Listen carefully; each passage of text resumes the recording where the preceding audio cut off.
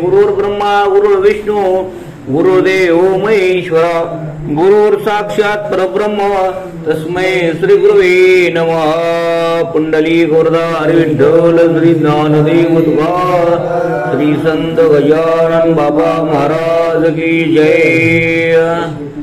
श्री गणेशाय नमः। हे वसुदेव देवकी नंदना, हे गोपी गोपी मनरंजना, हे दुष्ट दानव मर्दना, श्री हरि पाहो माते। ग्रंथकार प्रथमतः भगवान गजाननाला नमन करतात, त्या पांडुरंग परमात्म्याचं परमेश्वराचं वर्णन करतात की तो दुष्टाचा नाश करणारा आहे, भक्तांचं प्रतिपालन करणारा असा असणारा तो परमात्मा आहे। तुझ्या प्राप्तीचे साधन कर्माधिकाचे अनुष्ठान पराभक्तीचे सेवन करणे आहे अपात्र मी। म्हणून तुझी भक्ती करण्याकरता मी अपात्र आहे, तुझी भक्ती मी करू शकत नाही किंवा जाणू शकत नाही, तुझ्या भक्तीचं वर्म मला माहित नाही, मी अज्ञान आहे असं असणारे दासगणू या ठिकाणी बोलू लागलेले आहेत। तुझी ज्ञान दानी शास्त्र सारी निर्वाण भाषे भितरी त्यांचे सांग करू हरी सेवन ते कवणे। तुझं जे ज्ञान आहे ते गिरवाण भाषेमध्ये आहे आणि गिरवाण भाषा ही समजत नाही, जशी संस्कृत भाषा अवघड आहे, ते ज्ञान जसं आपल्याला समजत नाही तसं त्या भाषेतलं ज्ञान आणि ते भगवंताच्या प्राप्तीचं ज्ञान असलेलं मला समजत नाही, मी दीन आहे, दुर्बळ आहे, अज्ञानी आहे असं ग्रंथकार दासगणू या ठिकाणी बोलू लागलेले आहे। गिरवाणाचा नशे गंध त्यातून माझी मती मंद कमलातील मकरंद बेडूकाला। गिरवाण भाषा ही आधीच म्हणजे अशी अवघड आहे आणि त्याच्यामध्ये मी मतिमंद आहे म्हणून ती भाषा मला प्राप्त करण्यास अवघड आहे असं या ठिकाणी ग्रंथकार बोलू लागलेले आहे। अन्नदाने तुझी प्राप्ती जरी करून घेऊ श्रीपती तरी धनाचा अभाव निश्चिती दरी श्रीपती बांधले।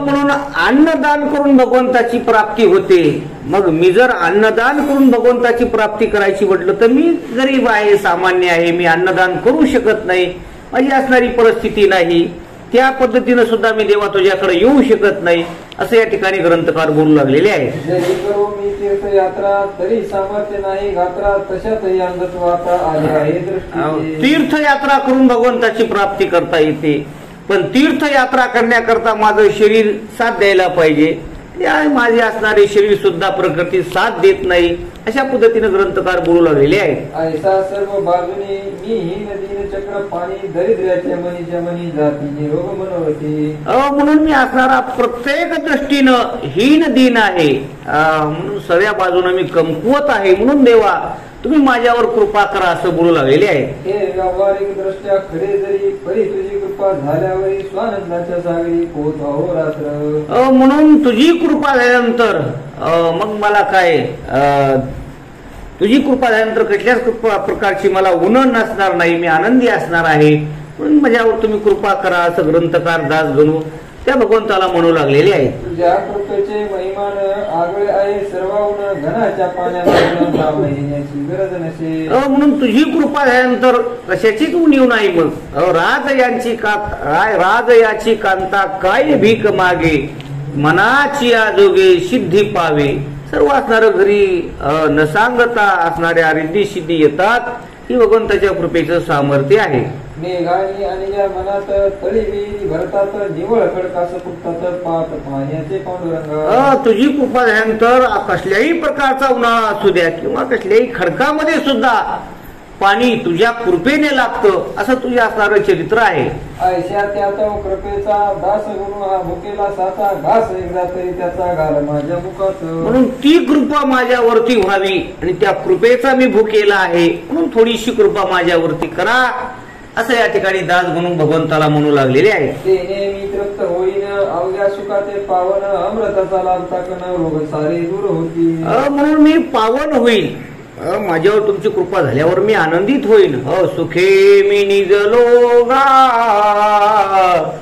शून्य सारो निजेथे त्रिकुट शिखरी गा दान मिळे आई ते, ती कृपा माझ्यावरती करा असं बोलू लागलेले आहे। असो मागील अध्यायी देशमुख पाटला ठाई मुका माते दुकडी बाई येऊन बैसली आहे का। म्हणून मागच्या अध्यायी काय झालं, अनुसंधान लक्ष द्या म्हणतात की देशमुख आणि पाटील यांच्यामध्ये जे वैरत्व आहे त्या वैरत्वामध्ये काय भर पडलेली आहे ती या ठिकाणी ग्रंथकार म्हणतात शांत चित्तानं श्रवण करा. जेत जेत ही नादे दुपळी तेत तेत करी होळी अवघ्या सुखाची रांगोळी हिच्या पायी होत असे. म्हणून जिथं जिथं दुफळी असल, दोन गट असतील, द्वैत असल, तिथं कधीच चांगलं होत नाही म्हणले. तिथं कधीही असणारं दुःखच असतं, अशांत असतं, हानी असते असं या ठिकाणी सांगू लागलेले आहेत. क्षय रोग तो शरीराला वा दुपळी रोग समाजाला नेत संयम साधनाला प्रयत्न पडतील डोळे. म्हणून जसा एखादा क्षयरोग झाला, टीबी झाली, कॅन्सर झालं, तो जसं शरीराला घेऊनच जातो, तसं समाजामध्ये जर दुफळी झाली, ज्या ठिकाणी दुफळी झाली त्या ठिकाणी हानी होते, आपल्या सर्व गोष्टीचा नाश होतो असं ग्रंथकार सांगू लागलेले आहे. असो तळ्याच्या काठावर देशमुखाचा एक महार करू लागला चराचर खंडू पाटला पुढे.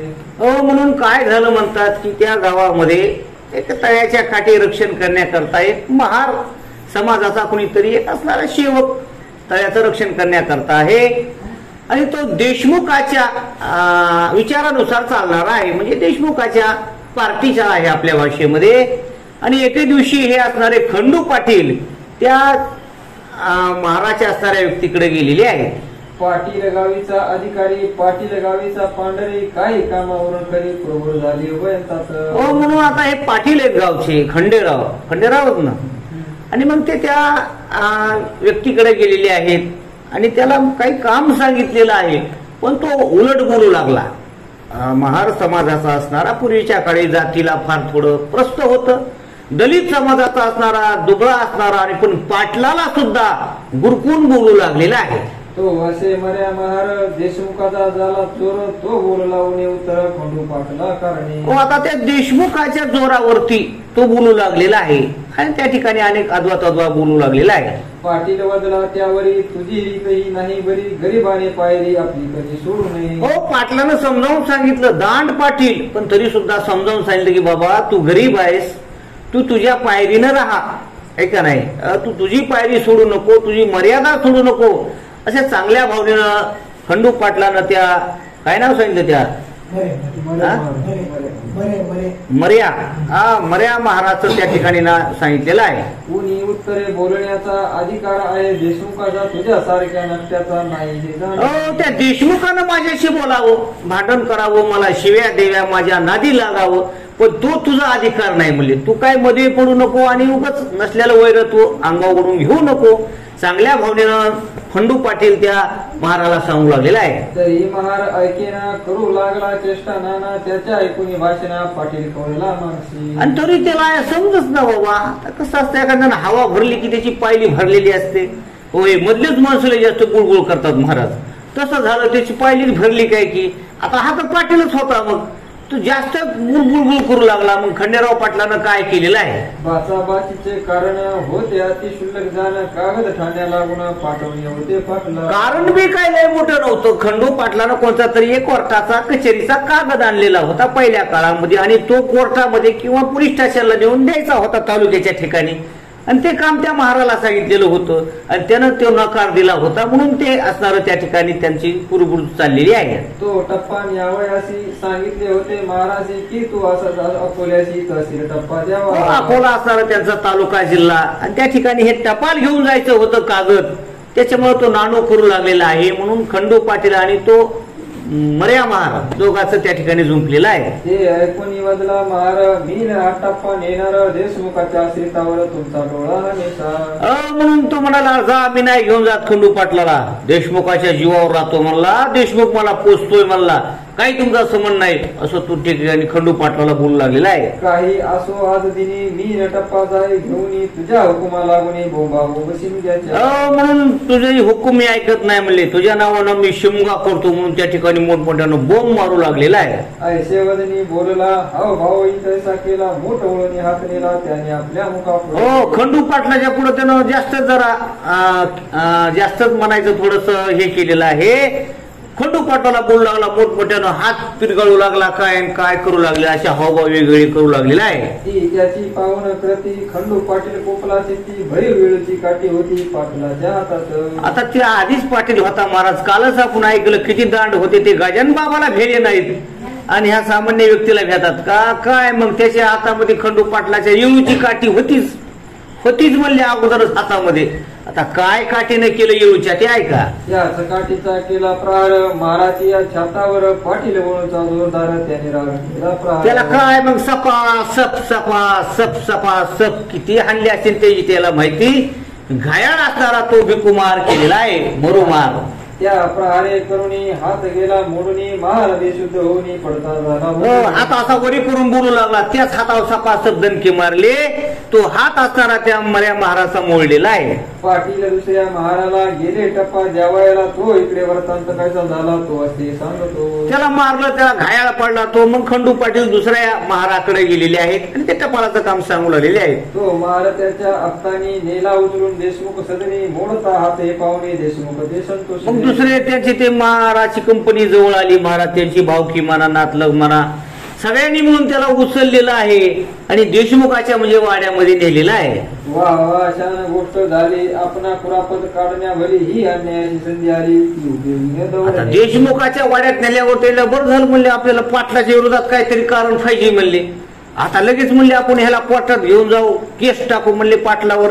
हे म्हणजे असणार त्या देशमुखाला म्हणजे त्या ठिकाणी आनंद झालेला आहे. त्यांनी त्या महाराशी तात्काळ नेले, कचेरीशी समजाविले, अधिकाऱ्याशी खोटे नाटे विभूत. हो, तालुक्याच्या ठिकाणी कचेरीच्या ठिकाणी घेऊन गेले. सांगितलं पाटलानं मारलंय म्हणले, केस करा, त्याला अटक करा, असं करा तसं करा म्हणजे त्या साहेबाला सांगितलेलं आहे. कोठेही दोन पक्षात वाकडे आले, किंचित काट्याचेच होतात नाही ते अवलोका.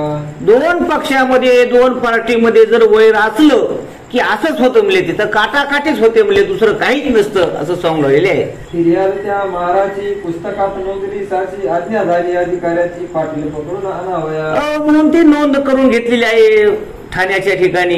मी सांगितलं ते आता मोठ्या साहेबांना म्हणले जा खंडू पाटलाला घेऊन या म्हणले, त्यानं मारलेलं आहे, त्याची चौकशी होईल. मग फिर्याद म्हणजे त्या ठिकाणी पाटलाला पकडण्याकरता म्हणजे माणसं पाठवलेली आहेत. शेगावी झाली पुकार, उद्या आहे पडणार, पाटलाच्या पदी थोर बेडी करी हात कळ्या. कळालं शेगाव मध्ये उद्या पाटलाला पकडून नेणार आहेत म्हणले. हो, केस केली म्हणले देशमुखानं. उद्या पाटलाला गाडी येणार न्यायला, पोलीस घेऊन जाणार आहेत. अवघ्या शेगाव मध्ये ती वार्ता पसरलेली आहे. ते खंडू पाटला समजले, धाबे त्यांचे दणाणले, तोंडीच पाणी पळाले, झाली चिंता तुर. आता केस झाली, भांडण झाले की शेवटी दुःखच असतं महाराज. मग त्या पाटील घराण्यामध्ये चिंता, विचार करू लागले काय करावं आता. म्हणले उद्या आपल्याला पोलिसाची गाडी येईल, आपल्याला घेऊन जातील, काय करावं असं ते पाटील विचार करू लागलेले आहेत. ज्या शेगावीनी वाघापरी वागत होतो आजवरी, तेथेच का श्री हरी प्रसंग आलेला वेळीचा. हो, तो पाटील म्हणू लागला की मी ज्या शेगाव मध्ये आजपर्यंत मान झुकू दिली नाही, कुणाच्या पुढे नतमस्तक झालो नाही, इज्जतीनं जगलो, आणि आज मला न्यायला पोलिसाची गाडी येणार, माझी इज्जत जाणार असं त्या खंडू पाटलाला वाटू लागलेलं आहे. अब्रोदारास अपमान वाटे मरणाहून मरण, बंधू गेले घाबरून काही विचार सुचे. हो, शहाण्या शब्दाचा मार. चांगली माणसं पूर्वी इज्जतीला भेट होती महाराज. हो, इज्जत गेली म्हणजे प्राणच गेला असं पूर्वीच्या काळामध्ये होतं. आता माझी इज्जत जाणार म्हणून त्यांना दुःख झालेलं आहे. खंडू हताश होऊन बसला, तो एक विचार सुचला त्याला, श्री गजानन महाराजाला साकडे हे घालावे. सगळे विचार करू लागले. खंडू पाटील सुद्धा विचार करू लागला, आता काय करावं. त्याच्या लक्षामध्ये आलं गजानन बाबा याच्यावर काहीतरी मार्ग काढतील, आणि मग तो काय गजानन बाबाकडे जाऊ लागलेला आहे. या साधूचे वाचून या संकटाचे निरसन करणारा कोणी राहिला या वराडी. हो, म्हणून त्या साधू शिवाय मला आता या दुःखातून कोणी वाचू शकत नाही. मी गजानन बाबालाच आता त्यांच्याकडे जाणार आणि त्यांच्या पुढे त्यांना विनंती करणार असं तो खंडू पाटील विचार करू लागलेला आहे. लौकिकी यत्न करण्याला बंधू गेले अकोल्याला, खंडू पाटील निघाला समर्थाकडे. हो, दुसरे खंडू पाटलाचे भाऊ कचेरीला गेले, तिकडं तालुक्याला गेले, काय कोण कोण वशिला लावण्याकरता, पाहुण्या रावल्या कोण म्हणा किंवा साहेबाला काय करण्याकरता.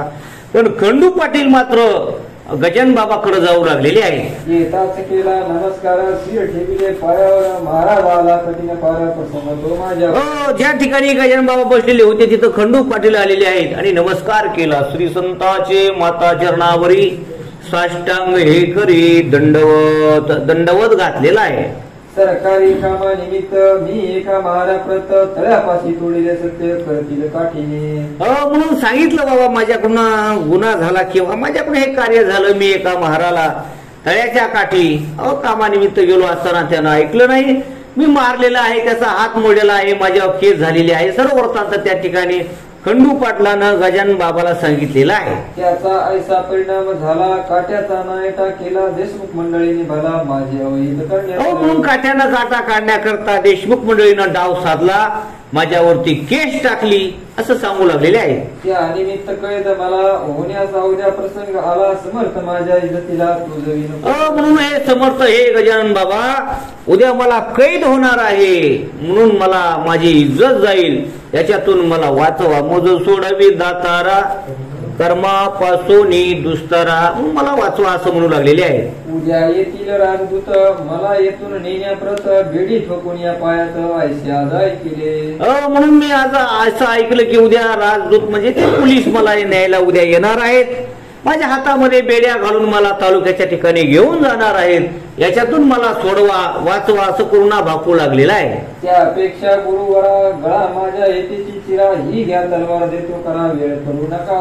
म्हणून ती वेळ येण्यापेक्षा, माझी अब्रू जाण्यापेक्षा हे गजानन बाबा तुम्ही ही तलवार घ्या आणि माझं शिर इथंच शिरून टाका, पण मला त्या क्षणाला सामोरं जाऊ देऊ नका, माझी इज्जत वाचवा असं खंडू पाटील गजानन बाबाला म्हणू लागलेले आहे. अब्रूदारा कारण बेइज्जत हेच मरण, अपराध माझ्या हातून अति अल्प दयाळा. म्हणून अपराध माझ्याकडून झालेला आहे आणि ती बेइज्जत होण्यापेक्षा इज्जतवान माणसाला मरण सुद्धा त्याच्या पुढे काहीच नाही, मला याच ठिकाणी तुम्ही मारून टाका असं तो बोलू लागलेले आहे. त्या अपराध रूपी खड्याचा हा डोंगर झाला साचा, अभिमान माझ्या अब्रूचा धरा समर्थ. माझ्याकडून काय अपराध झालेले आहे जीवनामध्ये, तेच असणारं फल मला उद्या भोगायला येत आहे. माझे अपराध डोंगरा एवढे झालेले आहेत, त्याचं फल मी उद्या भोगत आहे असं म्हणू लागलेलं आहे. जयद्रथाच्या वेळेला अग्निकाष्ट भक्षण्याला होता अर्जुन तयार झाला, केवळ आपल्या अमृत. म्हणून त्या जयद्रथाच्या वेळेस काय तो अर्जुन इज्जत वाचवण्याकरता त्यानं पण केलता का नाही. एक तर जयद्रथ मरल सूर्य मावळाच्या अगोदर, आणि जयद्रथ नाही मेला तर मी अग्निकाष्ट घेईल असं त्यानं पण केला होता.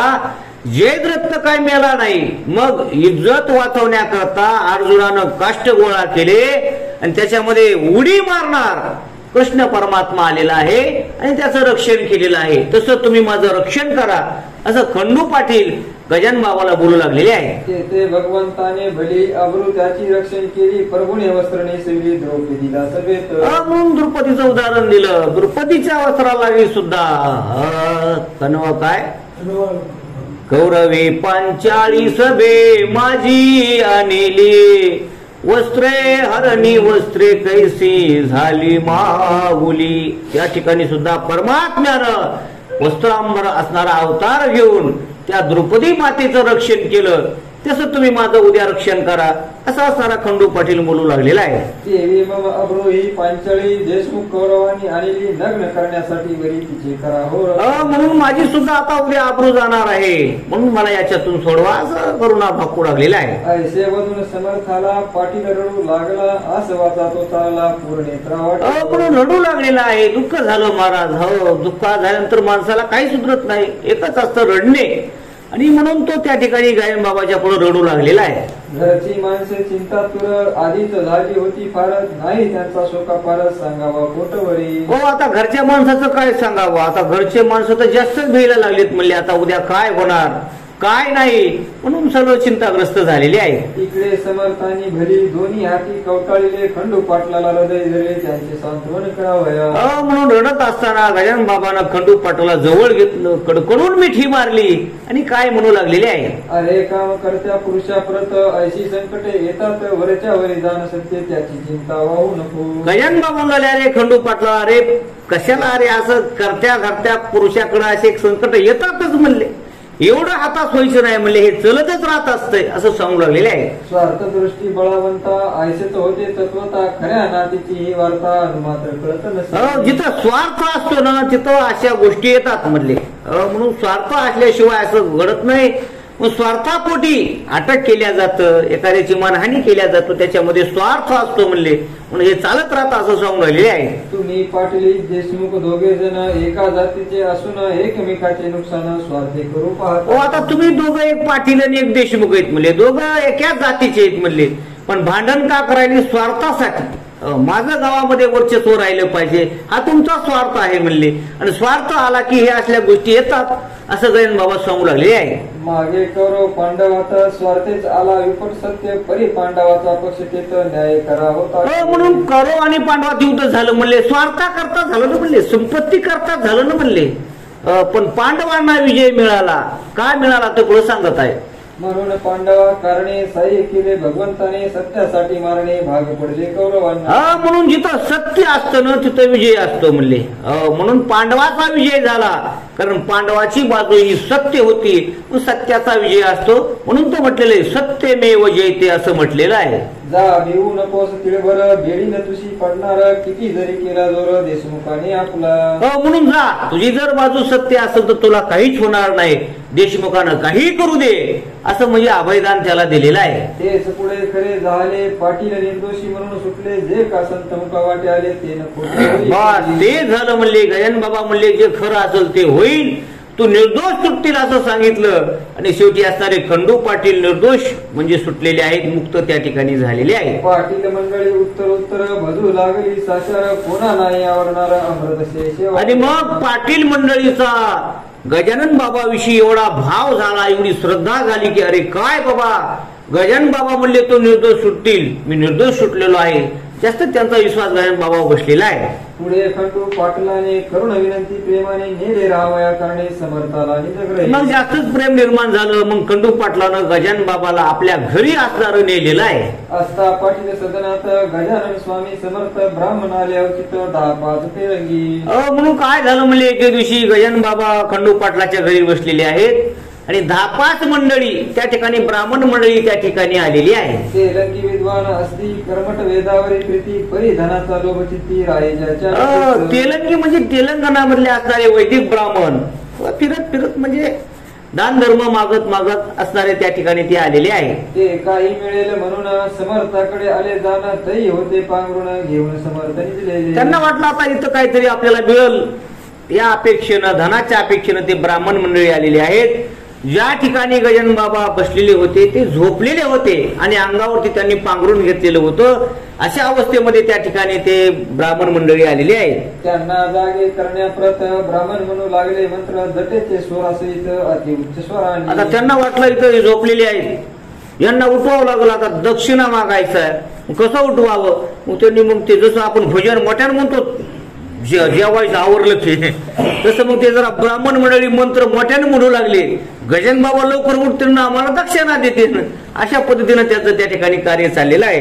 मंत्र म्हणणे आता चूक झाली तीन त्यांनी दुरुस्त केली म्हणून आसनी उठून बसली गजाननाची स्वारी.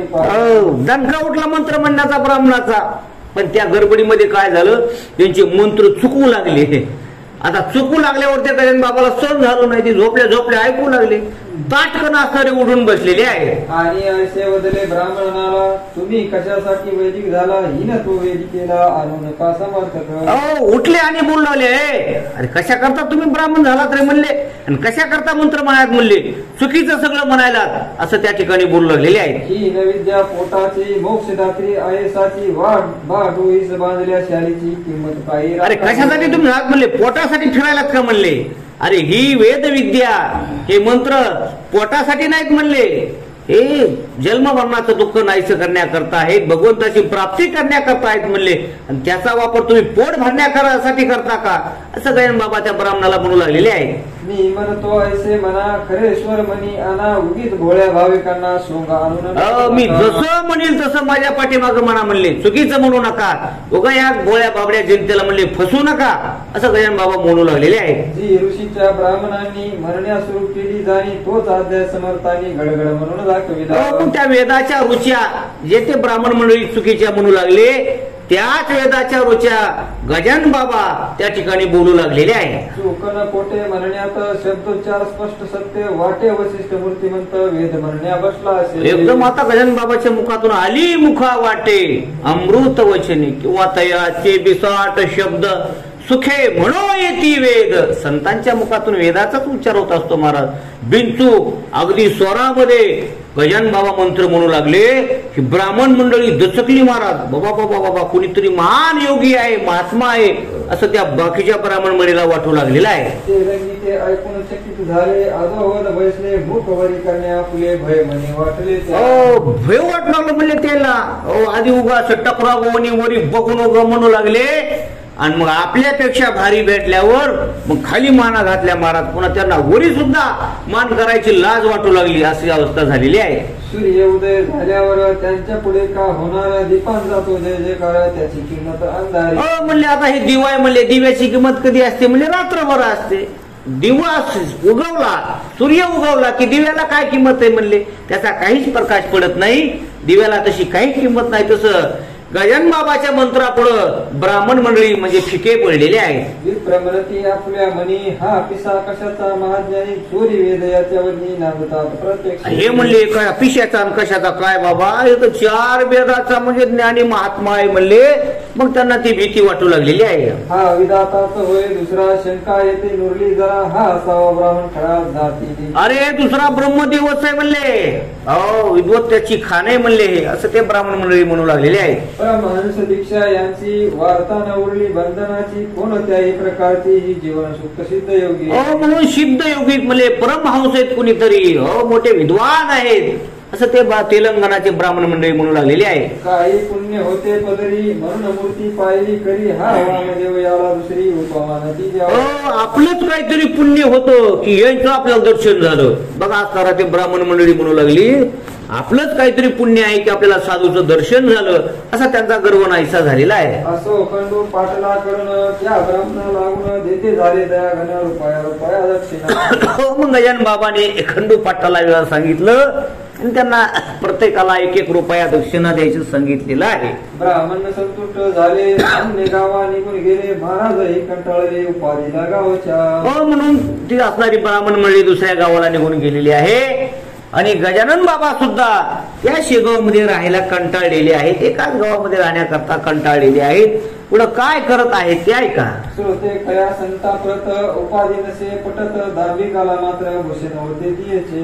जे खरे संत असतात ते एका ठिकाणी राहत नाहीत. म्हणून तर म्हटलेलं आहे बहता पाणी और चलता साधू किंवा फिरता साधू. म्हणून साधूनं एके ठिकाणी थांबू नये. त्या पद्धतीनं त्या ठिकाणी मग एका ठिकाणी कोणता साधू राहतो जो दांभिक आहे. त्याला तिथं आपलं प्रस्थ निर्माण करायचं असतो. तिथं डामडोलपणा करायचा असतो. काहीतरी त्याला तिथं काहीतरी करायचं असतं. म्हणून असे दांभिक साधू एके ठिकाणी थांबतात. खरे साधू एके ठिकाणी थांबत नाहीत असं या ठिकाणी सांगू लागलेले आहे. गावाची उत्तरेला एक मळा सानिध्याला या मळ्यात भाजीपाला होता होता बहुवश. म्हणून गावाच्या उत्तरेला शेगावच्या उत्तरेला एक खूप असा मळा होता म्हणले. त्या मळ्यामध्ये भाजीपाला चांगला पिकत होता. मग त्या मळ्यामध्ये जायचं ठरवलेलं आहे. एक शिवाचे मंदिर तेथे होते साचार. लिंब तरुची थंडगार छाया होते ते ठाई. म्हणून सुंदर असा मळा होता महाराज. लिंबाचं झाड होतं, चिंचेचं झाड होतं, अगदी विहीर होती. सुंदर असा त्या ठिकाणी तो मळा होता. हा कृष्णाजी पाटलाचा मळा होता मालकीचा. हा कृष्णाजी खंडोजीचा सगळ्यात शेवटला भाऊ. कृष्णाजी पाटलाचा होता. ते मला वाटतं रोडवर चिंच आहे तीच आहे काय की त्याच्यावर लिहिलेले कृष्णाजी यांचा मळा म्हणून. त्या कृष्णाजीचा मळा खंडूजीचा अगदी शेवटचा भाऊ कृष्णाजी आणि त्याचा असणारा तो मळा. आणि त्या मळ्यामध्ये असणारे पुन्हा गजानन बाबा राहण्याकरता निघालेले आहेत. त्या मळ्यात महाराज आले. शिवालया सानिध्य बसले. एका ओट्यावरी भले निंबतरुच्या छाया. त्या मळ्यामध्ये भगवान शंकराचं शिवलिंग होतं महाराज. म्हणून त्या शिवलिंगाच्या जवळ आलेले आहेत आणि गजानन बाबा त्या मळ्यामध्ये बसलेले आहेत. समर्थ म्हणाले कृष्णाजी मी आलो तुझ्या मळ्याशी. काही दिवस राहावयाशी श्रीशंकराचा. गजानन बाबांना सांगितलं की अरे कृष्णाजी आता मला तुझ्या मळ्यामध्ये काही दिवस राहायचंय म्हणले. माझी इथं राहण्याची व्यवस्था कर असं असणार त्या कृष्णाजीला पाटलाला म्हणलेले आहे. हा बोलण्यात कर्पूर गौरव नीलकंठ पार्वतीवर हा राजेश्वर अवघ्या देवांचा. म्हणून या ठिकाणी भगवान शंकर आहेत. सर्व देवांचा देव असणारा भगवान शंकर आणि त्या भगवान शंकराच्या सानिध्यामध्ये मला या ठिकाणी राहायचं आहे असं कृष्णाजी पाटलाला गजानन बाबांना सांगितलेलं आहे. तो तुझ्या मळ्यात रमला म्हणून मी विचार केला, येथे येण्याचा तो मला ती सावली कर. आता भगवान शंकर तुझ्या मळ्यामध्ये रमतोय म्हणल्यास मी का रमू नये, म्हणून मीही विचार केला तुझ्या मळ्यामध्ये काही दिवस राहावं, म्हणून मी या ठिकाणी राहण्याकरता आलेलो आहे. ते वाक्य ऐकले, 6 पत्रे आणविले, ओट्यावरील छप्पर केले. कृष्णाजीने लागलीच मग कृष्णाजीनं काय वा नौकर सेवक बोलवलेले आहेत. 5-6 पत्राचं मस्त त्या ठिकाणी छप्पर केलेलं आहे आणि गजानन बाबाला त्या ठिकाणी म्हणजे राहण्याकरता केलेला आहे. समर्थांनी वास केला म्हणून मला क्षेत्र झाला, राज राजदयास्तरात त्योची होती राजधानी. म्हणून समर्थ त्या ठिकाणी गेले, गजानन बाबा त्या मळ्यात राहिले म्हणून ते क्षेत्र आकार झालेलं आहे. महाराजांचे बरोबर होता पाटील भास्कर, सेवा करणे निरंतर दुसरा तुकाराम कोकट्या. म्हणून त्या मळ्यामध्ये सेवा करण्याकरता हा भास्कर तर होताच पाटील, दुसरा एक कोणता तुकाराम कोकाटे नावाचा तो सेवक असणारा, 2 सेवक असणारे त्या ठिकाणी थांबलेले आहे. खाण्यापिण्याची तरतूद सारी निजामी कृष्णाजी पाटील करी, समर्थ ते जेवल्यावर तो प्रसाद घेत असे. म्हणून कृष्णाजी पाटील भाविक होता, तो गजानन बाबाची सेवा करायचा, वेळेवर त्यांना भोजन नेऊन द्यायचा, त्यांचं भोजन झाल्यावर नंतर कृष्णाजी जेवण करायचा, असा असताना त्या ठिकाणी निर्गम त्याचा चालू आहे. असो गजानन असता मळ्यात गोष्ट घडली अद्भुत, येथे झाले फिरत फिरत 10-20 गोसाई खाया. त्या मळ्यामध्ये काय झालं म्हणजे एके दिवशीचा प्रसंग आहे. गजानन बाबा मळ्यामध्ये बसलेले आहेत आणि फिरत फिरत फिरत 20 साधू संन्यासी गोसावी फिरत फिरत त्या ठिकाणी आलेले आहे. समर्थांचा बोलबाला त्यांनी आधीच होता ऐकला, म्हणून त्यांनी तळ दिला येऊनी मळ्यामध्ये. गजानन बाबाचे त्यांना महत्व आधीच माहीत झालेलं होतं आणि म्हणून गजानन बाबाच्या भेटी करतात म्हणा त्या ठिकाणी ते असणारे गोसावी फिरत फिरत त्या ठिकाणी आलेले आहेत. गोसावी म्हणती पाटलासी, आम्ही आहो तीर्थवासी, जातो रामेश्वराशी भागीरथीला घेऊन. ते गोसावी म्हणू लागले कृष्णाजी भास्कर त्या कृष्णाजी पाटलाला, आम्ही इकडे तीर्थाला चाललोत म्हणले आणि जाता जाता तुमच्या इथं मुक्काम करावा, 1 दिवस राहावं, आमच्या खाण्यापिण्याची व्यवस्था करा, असं त्या ठिकाणी कृष्णाजी पाटलाला ते गोसावी बोलू लागलेले आहे. गंगोत्री जमनोत्री केदार हिंगलाज गिरनार डाकोर ऐशी क्षेत्रीय पर पायली पायी फिरून. म्हणजे गंगोत्री असं वेगवेगळे क्षेत्र करत करत करत फिरत आम्ही आता भागीरथीला जात आहोत किंवा रामेश्वरला जात आहोत असं त्यांनी सांगितलेलं आहे. ब्रह्मगिरी गोसाव्याचे आम्ही शिष्य आहेत, साचे महाराज हे आमचे आहेत सांप्रत बरोबर. ब्रह्मगिरी गोसावी जे होऊन गेलेले आहेत त्यांचे आम्ही शिष्य आहोत असं त्या ठिकाणी आपलं मोठेपणा त्या ठिकाणी सांगू लागलेले आहे. हे महासाधू ब्रह्मगिरी, ज्याचा बांधा गुलाम हरी, ती मूर्ती आली घरी तुझ्या पर्व भाग्याने. म्हणून ज्याचा गुलाम परमात्मा आहे, ऐका नाही, ब्रह्मगिरी असणारे साधू देव सुद्धा त्यांच्या म्हणजे ऐकत होता, म्हणजे वध झालेला होता आणि त्या ब्रह्मगिरी साधूचे आम्ही शिष्य आहोत, म्हणजे प्रत्यक्ष देवच तुझ्या घरी आलाय असं त्या कृष्णाजी पाटलाला हे गोसावी म्हणू लागलेले आहे. शिरापुरीचे आयाचित आम्हा द्यावे तुम्ही त्वरित, लागे जो ओढण्याप्रत गांजा तोही पुरवावा. म्हणून आम्हाला शिरापुरीचं असणार जेवण द्या. काय आता आम्ही इशिक साधू म्हणले, आम्हाला काय गांजा लागेल तेवढा गांजा एक पुरवा अशी विनंती करू लागलेली आहे. 3 दिवस येथे राहू, 4थ्या दिवशी येथून जाऊ, पाटील नका कष्टी होऊ, साधून घ्या.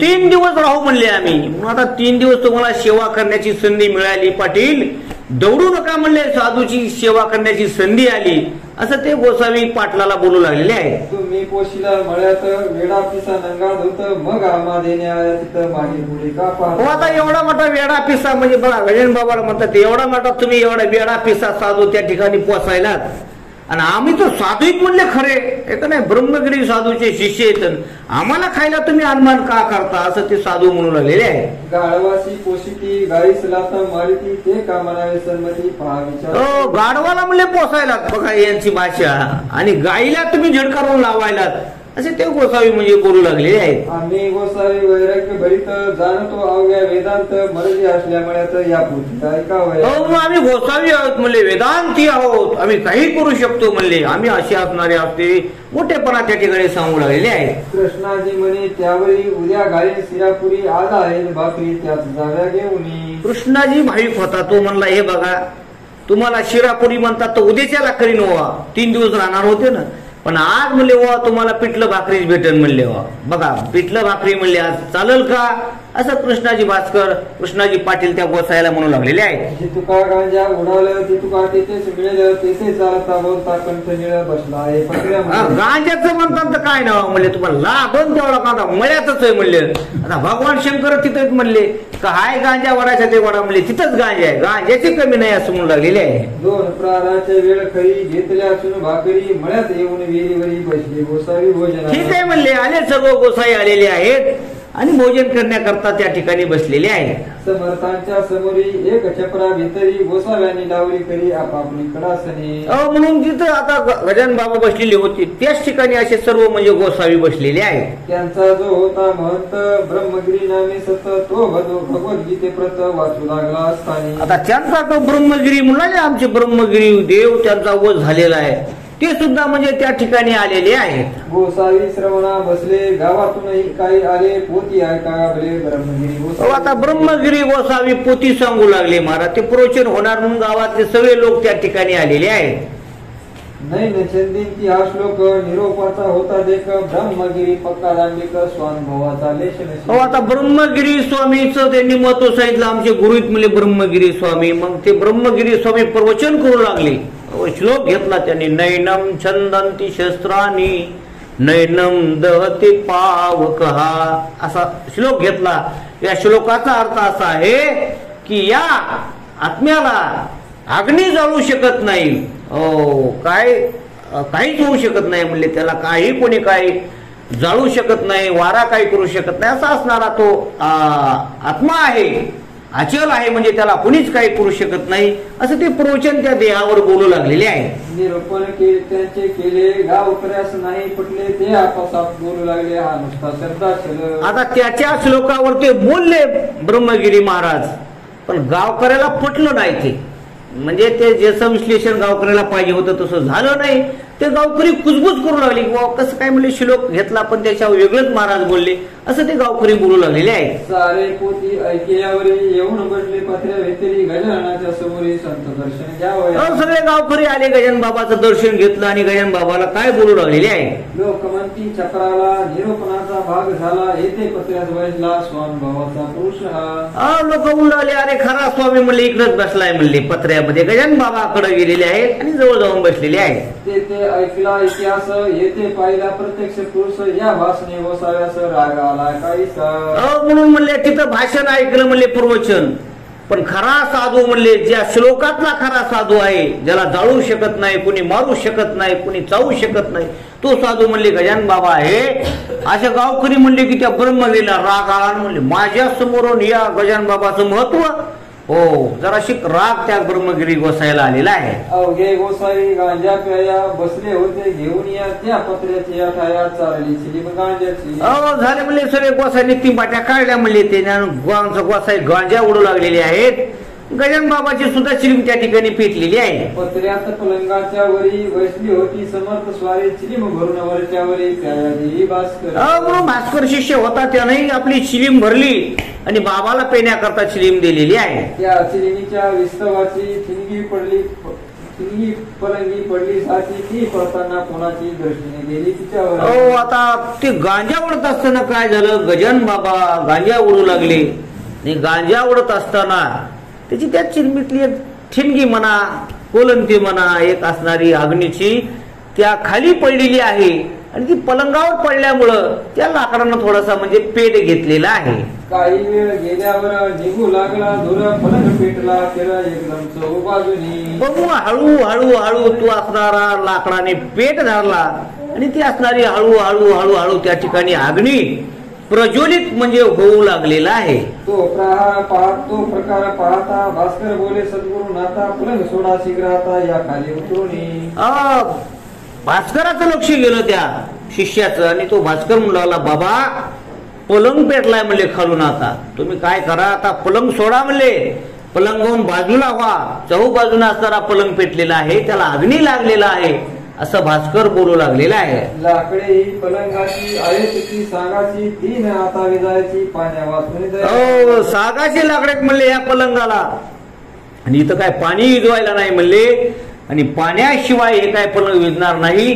त्याच्यापेक्षा तुम्हीच आता पलंगावरून उठा आणि बाजूला बसा आणि पलंग असणारा जळत आहे असं भास्कर बोलू लागलेला आहे. तरी समर्थ बोलले वाचे भास्करा अग्नी विझविण्याचे कारण नाही तुलासाचे जरमुळी जाणू नको. गजानन बाबा म्हणले भास्करा तू चिंता करू नको म्हणले. भास्कर हे अग्नी जुवायचं काम तुझं नाही म्हणले. तू चिंता करू नको शांत राहा. त्यांना त्या ठिकाणी परीक्षा घ्यायची होती. अहो महाराज ब्रह्मगिरी या बसा पलंगावरी तुम्हा आहे अवगत करी भगवद्गीता साकळले. हो मग गजानन बाबा म्हणले त्यांनी श्लोक घेतला नव्हता का नैनम छंदंती शस्त्रानी नैनम दहती पावका.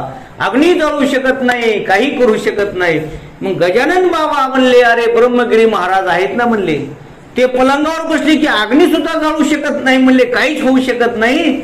ब्रह्मगिरी महाराज हे असणारं कार्य करतील तू शांत राहा असं त्या भास्कराला गजानन बाबा म्हणून आलेले आहे. त्याच्या परीक्षेची वेळ आणि तत्काळ ब्रह्मांड जाळी आणळ याचा प्रत्यय दाखवा. म्हणून त्याच्या परीक्षेची वेळ आली म्हणली आता तू शांत राहा असं गजानन बाबा भास्कराला बोलू लागलेले आहे. नाही चिदांती श्लोकावर व्याख्यान केले एक प्रहर आता का मानिता तर या पलंगी बसण्याचा.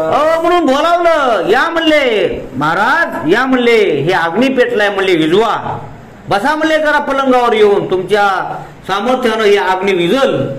पण ते उठायला तयार नव्हते ब्रह्मगिरी महाराज. नाही बा म्हणले मी नाही हो येत म्हणले. मग गजानन बाबा म्हणले अहो आताच तुम्ही 2 तास प्रवचन केलं ना की नैनम छंदंती शस्त्रानी नैनम दहती पावका. या आत्म्याला अग्नी जळू शकत नाही या आत्म्याला वाघ खाऊ शकत नाही या आत्म्याला काहीच होऊ शकत नाही पाणी काही करू शकत नाही. आताच तुम्ही असं बोललात ना मग आता बसा ना म्हणले पलंगावर आता का म्हणले तुम्ही भ्यायलात असं गजानन बाबा बोलू लागलेले आहे. जा जा भास्करा लोकरी ब्रह्मगिरीला करी धरी आणून बसवी आद्य तरी या पलंगा. गजानन बाबा म्हणले जा म्हणले त्या भास्कराच्या हाताला धरा म्हणले उचलून आणा म्हणले इकडं कशाचं काय म्हणले उठा म्हणले त्याला धरून इकडं आणा. मग भास्कर उठलेला आहे आणि ब्रह्मगिरी महाराजापर्यंत गेलेला आहे. अशी आज्ञा होता क्षणी भास्कर गेला धावणी ब्रह्मगिरीचा सव पाणी धैर्य निज करे. अशी आज्ञा आल्यावर काय भास्कर उठला कान कान गेला की ब्रह्मगिरी महाराजाचा हात त्यानं धरलेला आहे. भास्कराचे शरीर दीपाळ सशक्त पिळदार तो होसावी त्याच्या समोर शोभू लागला. भास्कर दांडून प्रसाद खाऊ खाऊ महाराजांचे सगळं माधवगिरी खाऊ खाऊ बंब पडलेला होता आणि ब्रह्मगिरी महाराज असे वाळून गेलेले होते. महाराज जवळ आलं की धिप्पाड भास्कराला बघितलं आणि काय अवस्था झालेली आहे. पलंग पेटला चोपेर ज्वाळा निघू लागल्या थोर परी महाराजांनी स्थिर हलले मुळी नाही. पलंग पेटला चांगला भाड भाड अग्नी जळू लागला पण गजानन बाबाने तो म्हणजे त्या ठिकाणी पलंग सोडलेला नाही. श्री प्रल्हाद कयादू सुत उभा केला अग्नित ते देवी पुराणात श्री व्यासानी भगवती. जसं भागवतामध्ये आलेलं आहे की प्रल्हादाला मारण्याकरता हिरण्यकश्यपून ऐकता नाही अग्नीमध्ये टाकलं महाराज काय काय उकळत्या तेलामध्ये टाकलं पण देव राखेत या मारेल कोण न मोडे काटा हिंडतावन. अरे ज्याला देव राखतो त्याला काहीच होऊ शकत नाही महाराज. म्हणून ती अवस्था गजानन बाबाची झालेली आहे. त्या गोष्टीचे प्रत्युत्तर दाखविले साचे मळ्या माझी कृष्णाजीचे श्री गजानन साधूनी. तेच असताना गजानन बाबांना दाखविलं अरे खरा साधू असेल तर त्याला अग्नी काही करू शकत नाही. चित्त शुद्ध तरी शत्रू मित्र होती व्याघ्रहीन खाती सर्पतया विषते अमृत आघात ते हित अकर्तव्य नीत होय त्याशी. हो होतील शीतळ अग्निज्वाळा असं पुढचं प्रमाण आहे. म्हणून तो असणारा प्रत्येक गजानन बाबांनी तो चमत्कार त्या कृष्णाजी भास्करच्या मळ्यामध्ये घडून आणलेला आहे. ब्रह्मगिरी म्हणे भास्करासी मला आणण्या पलंगापासी महाराजाच्या अधिकारासी मी नाही जाणितले. ब्रह्मगिरी म्हणला ते चिप्पाड शरीर बघितला तर त्याला वाटलं हे उचलून मला नेतय पलंगावर ठेवतोय. हात जोडले बाबा भास्करा मी गजानन बाबाचा अधिकार ओळखला नाही मला काय तुम्ही उचलून नेऊ नका मी तुमच्या पाया पडतो असं ब्रह्मगिरी महाराज म्हणू लागलेले आहेत. ते नमानी भास्कर ओढीत आणल्या परपर उभा केला समोर आपल्या सद्गुरू राय. भास्कर कशाचा ऐकतो महाराज त्यानं फर फर फर असणारं ओढत आणलेलं आहे आणि पलंगाच्या जवळ आणून त्या ठिकाणी काय केलेलं आहे? नाही निदान ती पावक हे करून दाखवा एक वाक्य ऐसे बोलता महाराज एक गोसाई पलंगाच्या जवळ आणलं मग महाराज म्हणू लागले मग ते मावकाच्या प्रवचनातलं नैनम दहती काय नैनम छंदंती शस्त्र आणि नैनम दहती पावक हा त्याचं काय करायचं म्हणले मग त्या प्रवचनाचं बोलायचं एक सांगायचं एक वागायचं एक असं कसं काय म्हणले आता काय करायचं? गजानन बाबा त्या ब्रह्मगिरी गोसाईला बोलू लागले आहे. गोसावी म्हणे भीत भीत मी पोट बऱ्या आहे संत सिरापुरी खाण्यापर्यंत मी झालो. गोसावी म्हणतो ना सांगितलं म्हणले मी पोट भऱ्या संत आहे म्हणले मी काय साधू नाही काय नाही उग पैसे गोळा करण्याकरता सोंग केलेले म्हणले हे मला माफ करा म्हणले मला काही करू नका मला सोडून द्या असं त्याचं म्हणजे सत्य बाहेर आलेलं आहे. माझ्या अपराधाची क्षमा साच करी शांती धामा केला खटाटोपरी कामा गीताशास्त्र शिकण्याचा. म्हणून मी गीताशास्त्र पोट भरण्यासाठी शिकलो म्हणले बाबा मला काय त्याचा अनुभव नाही काय नाही मला माफ करा मला सोडून द्या.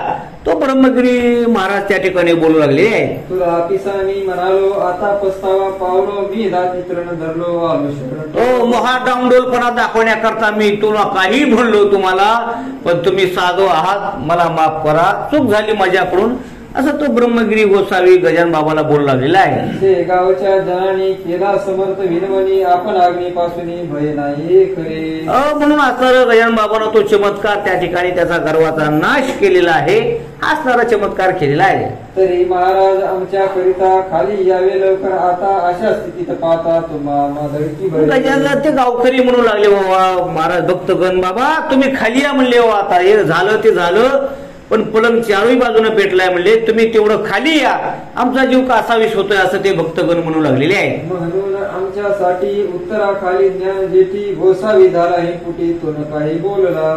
गोसावी तर काहीच बोलत नव्हता पण ते गावकरी म्हणले बाबा तुम्ही खाली यावा म्हणले ते पलंग जळायलाय आम्हालाच भीती वाटायली म्हणले तुम्ही खाली या असं गावकऱ्याने विनंती केलेली आहे. लोक विनंती सद्यावया मान खाली उतरले गजानन तो पलंग पडला कोसळून एक फळी नागली. भक्तगणाच्या विनंतीला मान देऊन गजानन बाबा पलंगावरून खाली उतरलेले आहेत आणि तो पलंग भाड असा जळून त्या ठिकाणी खाक झालेला आहे. अवघाच होता जळला तो भाग शेष उरला तो लोकांनी विजविला साक्ष धावण्या इतरांनी. काही थोडा भाग पलंग जळण्याचा राहिलेला होता लोकांनी पाणी आणलेलं आहे आणि थोडाफार तो भाग म्हणजे त्या पलंगाचा विजवलेला आहे की जो भाग आजही आपल्याला त्या ठिकाणी पाहायला मिळतो असं ग्रंथकार सांगू लागलेले आहे. ब्रह्मगिरी पायी लागला निराभिमान अवघा झाला स्पर्श होता गंगाजला मला कुठून राही लागली त्या ब्रह्मगिरीनं लोटांगण घातलेला आहे महाराज त्याचा निरपराध झाला गर्व नाहीसा झाला आणि गजानन बाबाला तो शरण त्या ठिकाणी आलेला आहे. मग मध्यरात्रीच्या समयाला ब्रह्मगिरी सबोध केला आजपासून चेष्टेला तुया सोडून दे रे. म्हणून त्याला संध्याकाळी मध्यरात्रीला बोध केला की आजपासून म्हणजे षष्टी म्हणजे 6व्या दिवशी तुझा असणारा त्या ठिकाणी उद्धार होईल असं सांगितलेलं आहे. ज्यांनी राख लावावी त्यांनी उपाधी दूर ठेवावी अनुभवावी सांगावी गोष्ट पुण्याने. म्हणून ज्याला अंगाला राख लावायची त्यानं त्या ठिकाणी आचरण केलं पाहिजे महाराज म्हणजे सांगे आण करी आण असं चालत नाही असं या ठिकाणी सांगू लागलेले आहे. नुसते शब्द पांडित्य माजले जगी आतोनात तेही झाला घात आपल्या या संस्कृतीचा. म्हणून पांडित्य झालं म्हणजे पोपटपंची बोलायचं काहीच नाही म्हणजे करायचं काहीच नाही पण बोलायचं तर असो बोलायचं मी वैराग्याचा पुतळा आहे आणि पाकड्याचा खपाखप आणायची हे असं याच्यामुळं आपल्या संस्कृतीचा राज झाला असं या ठिकाणी ग्रंथकार दास गुणू महाराज सांगू लागलेले आहेत. गोसावी मच्छिंद्र जालिंदर गोरख गहिनी साचार ज्ञानेश्वराचा अधिकार किती म्हणून सांगावा. म्हणून कितीतरी साधू होऊन गेले गोरक्षनाथ मच्छिंद्रनाथ गहिनीनाथ हे असणारे साधू यांनी ते असणाऱ्या म्हणजे अंगाला भस्म राहून या जगाचा उद्धार केला अशी परंपरा सांगू लागलेली आहे. स्वानुभवाचे झाली येती श्री शंकराचार्य निश्चिती प्रपंच राहून ब्रह्मसिद्धी अनुभवली एकनाथांनी. म्हणून प्रपंचामध्ये राहून सुद्धा ती स्थिती अनेकांनी म्हणजे प्राप्त त्या ठिकाणी केलेली आहे. स्वामी समर्थ ब्रह्मचारी हेही ब्रह्म साक्षात्कारी होऊन गेले भूमीवरी यांची चरित्र आणि म्हणा. स्वामी समर्थ असतील ते सुद्धा ब्रह्मचारी होऊन गेले आणि त्या असणारी साधना तो योग ती असणारी त्यांनी परिपूर्ण केलेला आहे असे अनेक सत्पुरुष या जगामध्ये झालेले आहे. उगीच खाया सिरापुरी भटकू नको भूमीवरी सारण तया माजारी येतुले गवसणार. म्हणून उगाच आपल्याला पैसा मिळतो खायला प्यायला मिळतो चांगला आपलं हरिभजन की 3 गुण हर कोई लागे पाव खाणे पो मिष्टान्न मिले, या सर्व गोष्टी मिळतात म्हणून तू देवदेव करू नको, परमार्थ करू नको, असा असणारा सुंदर उपदेश या ठिकाणी करू लागलेले आहे. ऐसा बोध ऐकिला ब्रह्मगिरी विरक्त झाला, प्रात काळीच उठून गेला, कोणा शिष्यानं भेटता. म्हणून त्याला उपदेश केला आणि तो उपदेश फलीभूत झाला. महाराज ब्रह्मगिरीला उपदेश फलीभूत झाला, त्याचा ढोंगीपणा निघून गेला आणि दुसऱ्या दिवशी सकाळी पहाटेच ह्या बाकीच्या गोसाईला न सांगताच तो निघून गेला. बस विरक्त झाला, जगापासून विरक्त तो झालेला आहे. ही गोष्ट दुसऱ्या दिवशी कळली अवघ्या गावाची, जो तो या पावयासी मळ्यात जाळलेला पलंगाते. म्हणून ते कळालं शेगाव मध्ये, बाबा काल इथं गोसाई आले ना, असं असं झालं, गजान बाबानं पलंग विजूला ना, असं झालं.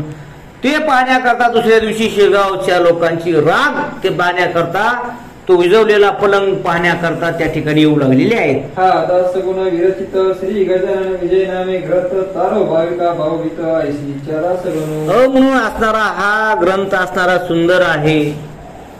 याच्यामुळं आपल्या ठिकाणी पुण्य वाढतं, ज्ञान प्राप्त होतं, गजानन बाबाचा आशीर्वाद प्राप्त होतं, सर्व असणाऱ्या मनोकामना आपल्या पूर्ण होतात. सुंदर असा हा ग्रंथ आहे.